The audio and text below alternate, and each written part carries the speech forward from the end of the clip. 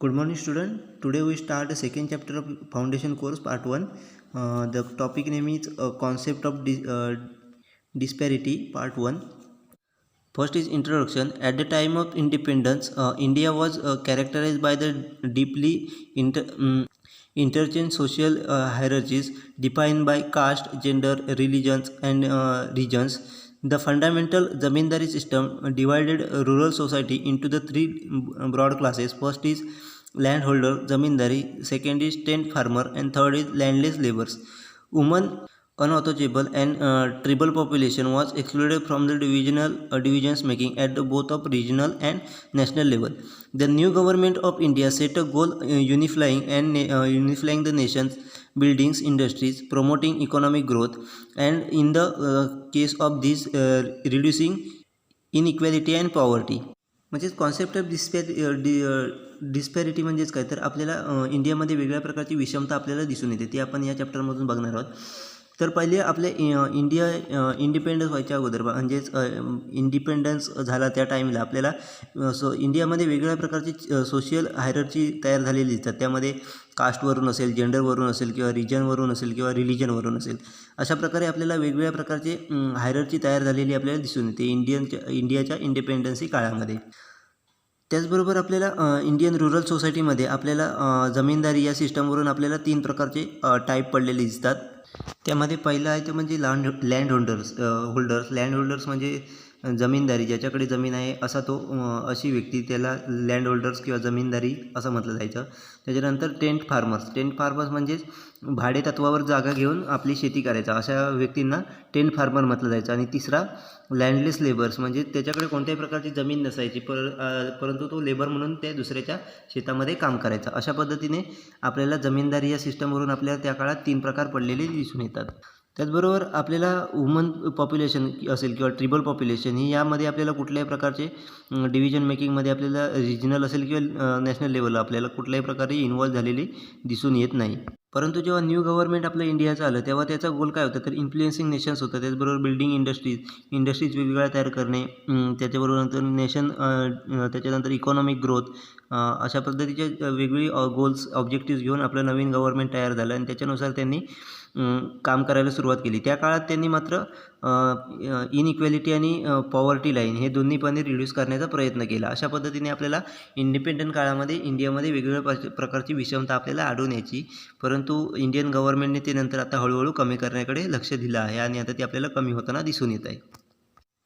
In India, the poverty line is defined as the income sufficient to buy food, providing 240 calories in rural and 2,100 calories in urban, plus 20% of amount for other basic needs. During the 1950s and 1970s, the percentage defined as below, with the influence around 50% of the population. Since that time, there has been some decline, but even in early 1990s, they stood at over 30% for both rural and urban population. These do not only apply equally to the all sector of the society.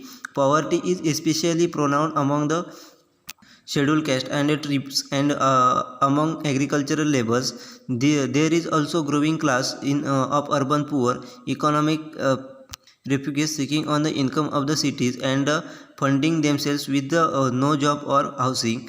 Beggars are still very common and provide the Western visitors with their most disturbing images of India. Inequality in India are not only very widespread, they are very visible, with beggars lives on the prevent outside luxury hotels. म्हणजेच आपल्याला इंडियामध्ये poverty line म्हणजेच दारिद्र्य रेषा अशा पद्धतीची system आपल्याला दिसून येते. अशा दारिद्र्य रेषेखालील व्यक्तींना त्यावेळेला इंडिया ही 2,400 कॅलरीज कशा मिळवता येतील रुरल एरियामधील लोकांसाठी, त्याचबरोबर 2,100 कॅलरीज अर्बन एरियाला, त्याचबरोबर त्यांना प्लस 20% अमाऊंट बेसिक नीडसाठी, अशा पद्धतीचे हेल्प ही 1915 आणि 1970च्या काळात Indian government poverty line below poverty line लोकांसाठी करत असते. करत असायची. यामध्ये 50% पॉप्युलेशन ही अंडर पॉवर्टी लाईन आपल्याला दिसत होती 1950 to 1917मध्ये. परंतु 1990मध्ये ही आपल्याला कमी झालेली दिसते, पण तरीसुद्धा ती आपल्याला 30% इथपर्यंत आपल्याला आलेली दिसते, दोन्ही मिळून, रुरल अँड अर्बन मिळून. त्याचबरोबर ही आपल्याला दोन्ही इक्वली आपल्याला दिसून येत नाही. पॉवर्टी लाईन ही आपल्याला इस्पेशली फॉर शेड्यूल कास्ट असेल, schedule caste, tribes and agricultural labour यासाठीच आपल्याला बिलो पॉवर्टी लाईन ही आपल्याला दिसून येते. सगळ्या सेक्टरसाठी आपल्याला सोसायटीच्या पूर्ण सोसायटीसाठी आपल्याला ही बिलो पॉवर्टी लाईन आपल्याला दिसून येत नाही. त्यामुळे आपल्याला अर्बन पुअर क्लास आपल्याला ग्रो होताना दिसून येते. त्याचबरोबर इकॉनॉमिक रिप्रिग्रेशन असलेले लोक, इन्कम ग्रुप कमी असलेले सिटीमधील लोक आपल्याला दिसून येतात. त्याचबरोबर जॉब नसलेले किंवा हाऊस नसलेले अशा प्रकारचे आपल्याला लोक, आपल्याला गरीब अशी लोक आपल्याला दिसून येतात. त्याचबरोबर आपल्याला इंडियामध्ये बेगर म्हणजेच भिकारी लोकसुद्धा आपल्याला मोठ्या प्रमाणात दिसून येतात. त्यामुळे आपल्याला इंडियामध्ये जी असलेली इनइक्वॅलिटी आपल्याला सहजरित्या व्हिजिबल म्हणजे दिसून येते. कारण बेगरच्या स्वरूपात आपण जर लक्ष दिलं तर आपल्या लक्झरी हॉटेलच्या बाहेर आपल्याला बेगर देखील आपल्याला दिसून येतात. म्हणजे लक्झरी हॉटेलमध्ये श्रीमंत लोक जाऊन लक्झरी हॉटेलमध्ये आपलं रोजचं जेवण वगैरे करत असतात, परंतु काही बेगर लोक त्याच हॉटेलच्या बाहेर भीक मागून आपलं जीवन जगत असतात. अशा प्रकारची आपल्याला इनइक्वॅलिटी इंडियामध्ये सहजरित्या दिसून येते. After 50 years of independence, India has made a great progress, significant industries and economic development has been made, and the country is now close to self-sufficiency than the even before. India has rapidly expanding middle class with the unprecedented access of goods and opportunities.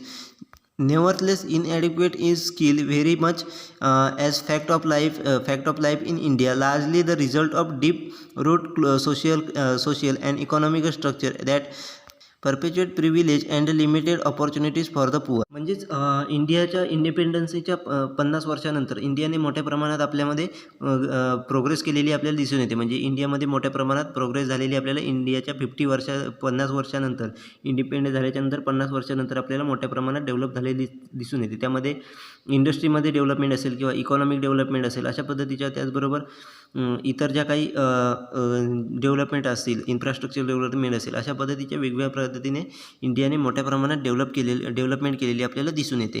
त्याचबरोबर इंडियामधील middle class जी population होती ती rapidly आपल्याला expand होताना दिसून आली. त्याचबरोबर वेगळ्या प्रकारचे गुड्स यूज करताना, त्याचबरोबर ऑपॉर्च्युनिटीज घेताना आपल्याला दिसून येते. अशा पद्धतीने आपल्याला इंडियाच्या इंडिपेंडन्सीच्या 15 वर्षानंतर आपल्याला मोठ्या प्रमाणात इंडियामध्ये बदल झालेले दिसून येतात. Next part is social स्ट्रॅटिफिकेशन. Social stratification is a society's categorization of people into the socio-economic strata based upon their occupation and income, wealth and social status, or divided power, social and political. As such, stratification is relative social positions of person with the social group, category, geographic region, or the social unit. In modern Western societies, the social stratification typically is distinguished as three social classes. First is upper class, second is middle class, and third one is lower class. In turns, such class has subdivided into strata. For example, upper stratum, second is middle stratum, and third is lower stratum. Moreover, the social stratum can be formed upon the base of kinship and caste, or both. म्हणजे social स्ट्रॅटिफिकेशन म्हणजेच काहीतरी आपल्याला सोसायटीमध्ये वेगवेगळ्या प्रकारचे स्तर निर्माण झालेले दिसतात. ते आपल्याला सोशल स्ट्रॅटिफिकेशन हे आपल्याला सोसायटीची वेगवेगळ्या प्रकारचीच कॅटेगरी तयार झालेली आपल्याला दिसून येतात. ते आपल्याला त्याच्या बेस अपॉन आपल्याला पीपलचं ऑक्युपेशन असेल किंवा इन्कम असेल, त्याचबरोबर वेल्थ किंवा सोशल स्टेटस असेल, त्याचबरोबर डिराइव्ड पॉवर, त्याच्याकडे कोणत्या प्रकारची पॉवर आहे, सोशल अँड पॉलिटिकल अशा कोणत्या प्रकारचे पॉवर आहेत, याच्यावर आपल्याला वेगवेगळ्या प्रकारचे सोशल स्ट्रॅटिफिकेशन आपल्याला झालेली दिसून येतात. तर अशा सोशल स्ट्रॅटिफिकेशन हे आपल्याला बेसिकली त्या व्यक्तीच्या सोशल ग्रुप असेल, कॅटेगरी असेल, जिओग्राफिकल रिजन असेल किंवा सोशल युनिट असेल, अशावरून देखील आपल्याला याचे ग्रुप झालेले दिसून येतात. इन मॉडर्न वेस्टर्न सोसायटीज, म्हणजे मॉडर्न वेस्टर्न सोसायटीमध्ये आपल्याला मेनली 3 प्रकार दिसून येतात. त्यामध्ये पहिला आहे तो upper class, second is middle class, and third is lower class. अशा प्रकारचे 3 प्रकारचे ग्रुप आपल्याला केलेले दिसून येतात. त्यामध्ये देखील आपल्याला सब डिव्हिजन केलेले दिसून येतात त्याच्या स्तरानुसार. त्यामध्ये पहिला स्तर म्हणजे अप्पर स्टॅटम, दुसरा middle stratum and third is lower stratum. अशा प्रकारचे 3 कॅटेगरी आपल्याला केलेले दिसून येतात. हे सोशियल स्टॅटम कशावरून ठरवले जातात तर त्याचं नातलग कोणत्या कॅटेगरीमध्ये येतात किंवा त्याची कास्ट कशा पद्धतीची आहे याच्यानुसार देखील आपल्याला हे स्ट्रॅटिफिकेशन केलेलं दिसून येतं. Next part is definition of social स्ट्रॅटिफिकेशन. आपल्याला या ठिकाणी वेगवेगळ्या प्रकारचे वेगवेगळ्या तज्ज्ञांचे आपल्याला इथे सोशियल स्ट्रॅटिफिकेशनचे डेफिनेशन दिलेले आहे. First is according to Ogburn and Nimkoff the process by which individuals and groups have ranked in the more or less enduring hierarchy of state is known as stratification. म्हणजेच अकबर आणि निकॉफ यांनी काय सांगितले तर ही एक process आहे इंडिव्हिज्युअल व्यक्ती किंवा ग्रुपची रँक करण्याची. त्यामध्ये त्याच्या प्रत्येक इंडिव्हिज्युअल व्यक्तीची किंवा ग्रुपची जी हायरार्ची केलेली आहे त्याच्या स्टेटसनुसार त्यालाच आपण स्ट्रॅटिफिकेशन असं म्हटलं जातं, असं निकॉफ आणि अकबर यांनी सांगितलेलं आहे. Gisbert says social stratification is divided by division of society into permanent group of categories linked with each other by the relationship of superiority and subordination. म्हणजेच गिस्बर्ग यांनी सांगितले की सोशल सॅटिस्फॅक्शन हे डिव्हिजन केलेले आहे. सोसायटीचं वेगवेगळ्या ग्रुपमध्ये परमनंट ग्रुपमध्ये डिव्हिजन केलेलं आहे.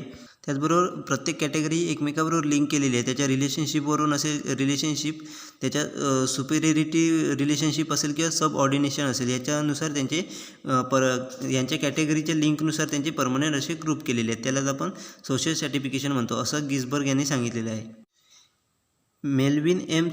Tumin defined the social stratification as arrangement of social group or society into the hierarchy of positions that are unequal with the regards to power, property and social evaluation and of physical gratifications.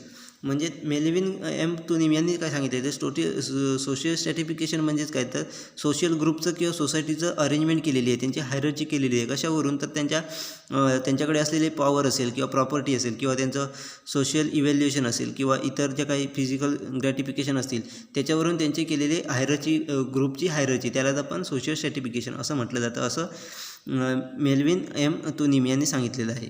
According to Lundberg, the stratification stratified society is one marked by equality by difference among the people that are evaluated by themselves as being lower and higher.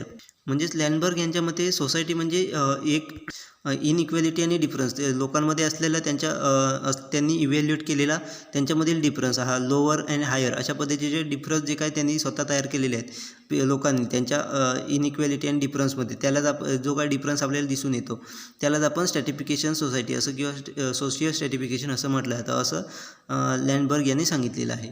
According to Raymond W. Merry, social stratification is the hierarchical division of society into higher to lower social units.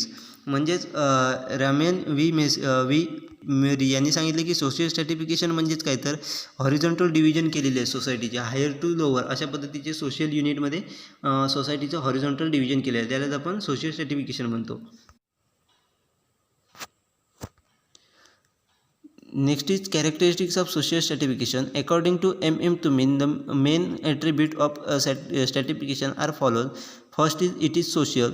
Stratification is social in the sense of does not represent biological case inequality. It is true that such factors that as strength in intelligence, age, sex can often serve as the basic strata as distinguished, but such difference by themselves are not sufficient to explain why some states received more poverty and presenting them other. Biological status do not determine social superiority and inferiority until they are socially recognized and given importance. For example, the manager of industry attained a dominated position not by his strength nor by his age, but by having a social defined street. His education, training, skills, experience, personality, characters, etc. are the founded be more important than the biological equality. म्हणजेच आपल्याला या ठिकाणी काही social सर्टिफिकेशनची characteristic दिलेली आहे. ती M to मीन यांनी आपल्याला काही सर्टिफिकेशनची काही कॅरेक्टरिस्टिक दिलेली आहेत. फर्स्ट आहे ते म्हणजे इट इज सोशियल, म्हणजेच हे पूर्णपणे सर्टिफिकेशन हे पूर्णपणे सोशियल आहे असं त्याने सांगितलेलं आहे. म्हणजे सर्टिफिकेशन हे आपल्याला पूर्णपणे सोशियली दिसून येतं. त्यामध्ये कोणत्याही प्रकारचं बायोलॉजिकल कन्सर्न इनइक्वेलिटी आपल्याला दिसून येत नाही. म्हणजेच बायोलॉजिकल फॅक्टर आपल्याला कुठेही या सर्टिफिकेशनमध्ये दिसून येत नाहीत. तर हे आपल्याला प्रत्येक व्यक्तीच्या स्ट्रेंथवर असेल किंवा इंटेलिजन्सी असेल, एज असेल, सेक्स असेल, या गोष्टींवरती आपल्याला हे फरक केलेले आपल्याला दिसून येतात. परंतु आपल्याला असा कोणत्याही फॅक्टर आपल्याला दिसून येत नाही की जेणेकरून एखादी पॉवरफुल व्यक्ती आहे ती आपल्याला एक्सप्लेन करू शकत नाही किंवा त्याच्याकडे कोणत्याही सफिशियंट असं रिझन नसतं की तो स्वतःला एक्सप्लेन करू शकतो की आम्ही पॉवरफुल आहोत किंवा पॉवर्टी आमच्याकडे असली पाहिजे किंवा इतरांपेक्षा आपण वेगळे आहोत. हे कोणत्याही प्रकारे तो एक्सप्लेन करू शकत नाही. त्याचबरोबर बायोलॉजिकल फॅक्टर कुठल्याही प्रकारे आपल्याला ह्या सोशल सर्टिफिकेशनमध्ये आपल्याला दिसून येत नाही.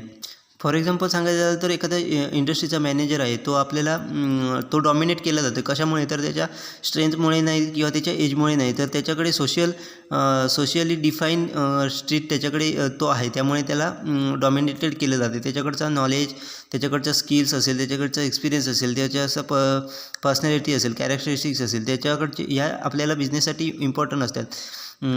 बायोलॉजिकल क्वालिटीज ह्या आपल्याला इम्पॉर्टंट असतात, परंतु त्याला सोशल डिफाईन स्ट्रीटमुळे त्याला डॉमिनेट केलं जातं. अशा प्रकारचे आपल्याला डिफरन्स आपल्याला दिसून येतो इंडियन कल्चरमध्ये. Next it is ancient.